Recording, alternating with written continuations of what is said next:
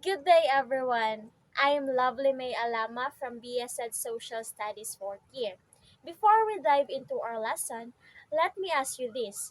Have you even tried cooking without following recipe or traveling without a map? Chances are you'd end up losing or missing something important, right?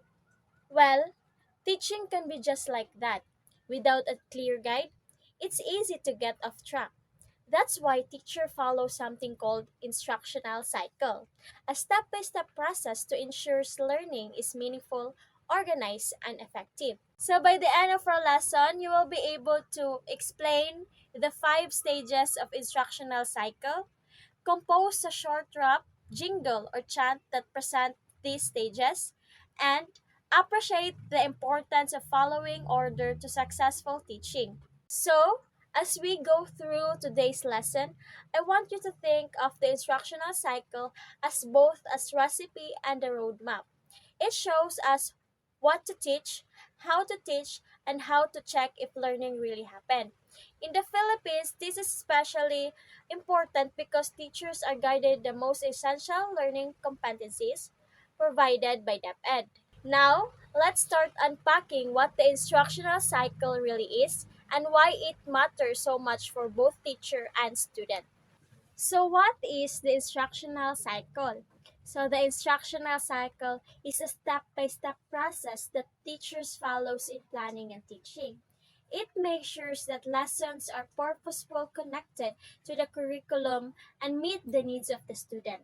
In the Philippines, this is very important because the Department of Education provide MELCs or most essential learning competencies that teacher must be follow.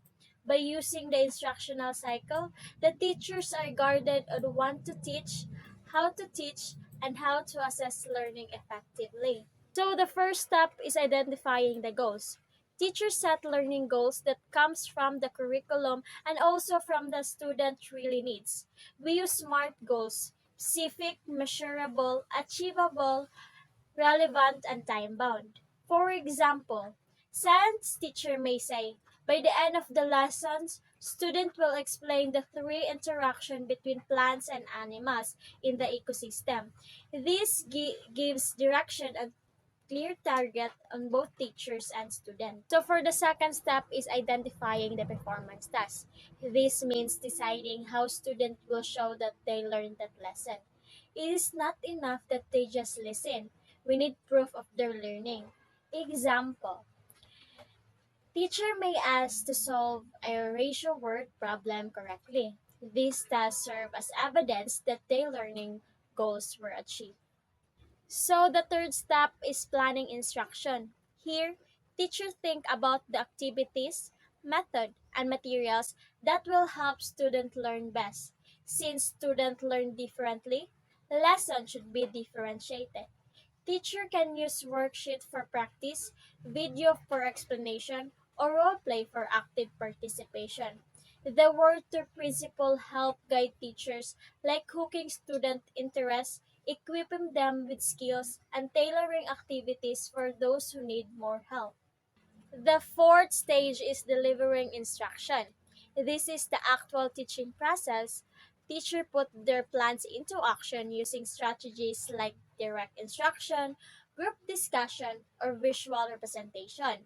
It is very important to manage time properly. Too long on lecture makes student bored, while too little time on practice may leave them confused. The last stage is evaluating progress. This is where teachers check if the goals were achieved and reflect on their teaching.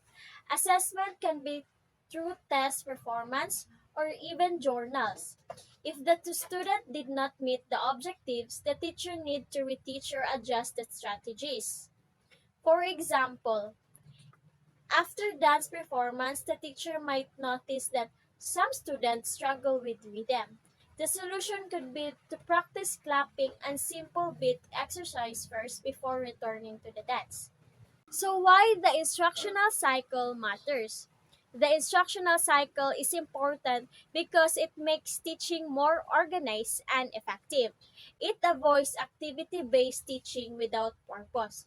It also ensures that lesson goals, teaching strategies, and assessments are connected.